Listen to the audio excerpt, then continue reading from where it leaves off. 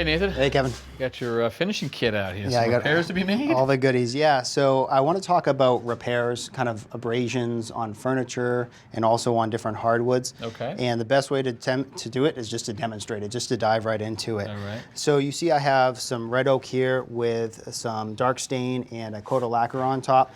Now imagine if you were moving and you had a nice piece of furniture and they bubble wrap around it and it rubs the entire trip and it gets to your house, and it kind of went through the finish a little bit, but it didn't go through the stain, it didn't go into the wood. You kind of just messed with the finish. In your mind, that's kind of the definition of an abrasion, right? Yeah. So into the finish, but not into the material. Exactly. So I kind of want to replicate that here. I have a little bit of...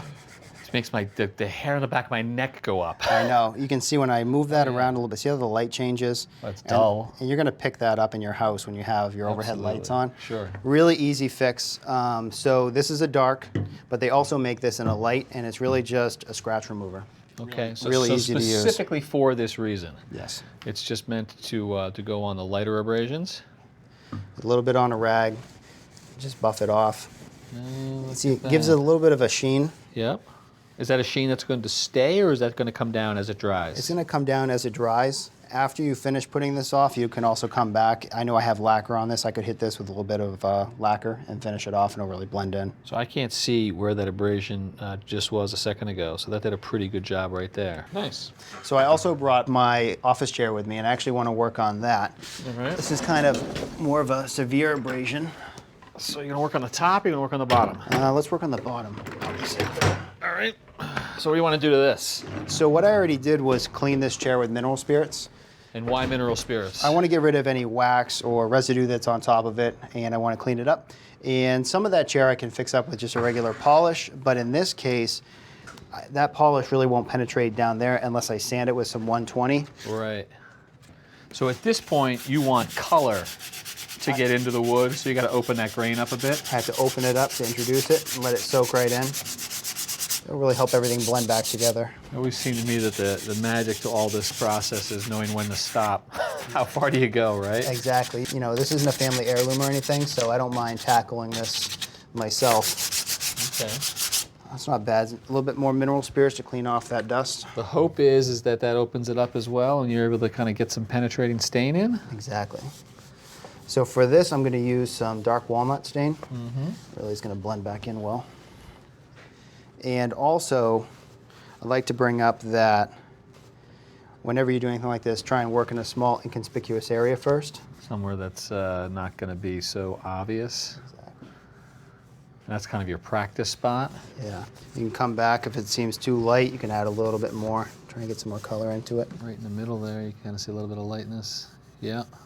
And nothing special about this stain. This is just off the shelf. This is penetrating stain. Just some dark walnut, easy to work with. Yeah. So now that we have this finished, we just stained it, but we can't put any sort of lacquer or anything on top of this for 4 hours. We need that to dry. Right. And when it dried, I mean, you'd already referenced similar process here that's already been dried. Already done.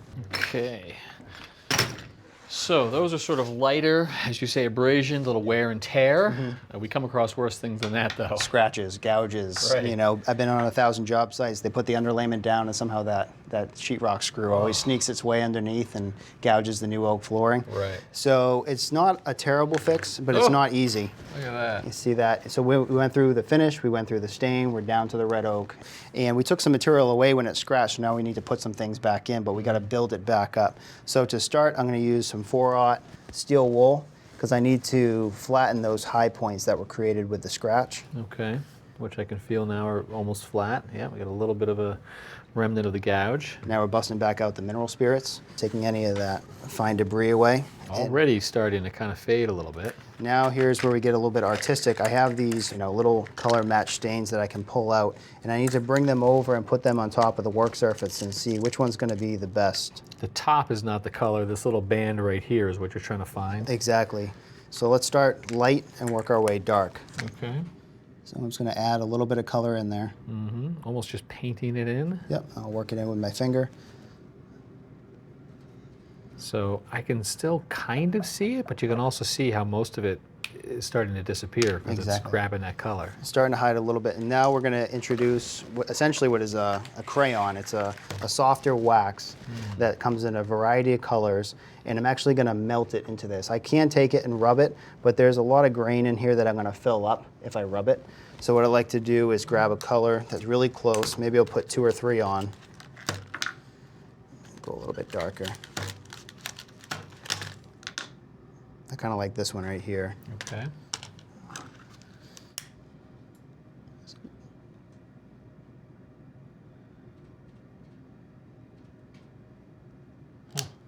So now that we filled it up with wax, we're going to let that dry for a second. And this is just a really simple plastic razor. So not the metal razor blade that could, risk regouging our material here. And what's the idea? You've scraped it off of the surface, so it just remains behind in anything that's below the surface. Exactly. Then I'm going to bring my 4/0 steel wool back out. I'm going to start to buff that off. Yeah. And that looks pretty good. So your pen was essentially like a background color. So like an artist, you've got layers of colors going on right now. And you can see we have the way that this grain grabbed that dark walnut. I need to reintroduce that. So I'm going to come back to my markers. So now you're going with the grain. With the grain, and I'm going to work it in with my finger after I apply some. That's actually quite dramatic, that effect right there. Every little tiny layer sort of diminishes how obvious that gouge was. Exactly. So now that we have this built back up, steel wool it one more time. If we're really happy with it, I could hit this with some lacquer because I know that's what I have for a finish. But before you do your finish, you really need to know what you have. Is it a polyurethane, a shellac, a lacquer? In this case, lacquer. So I could hit that, let it dry, and it would blend right back in. So you said on the chair, it's not a family heirloom. You're happy to have the character. This is relatively small.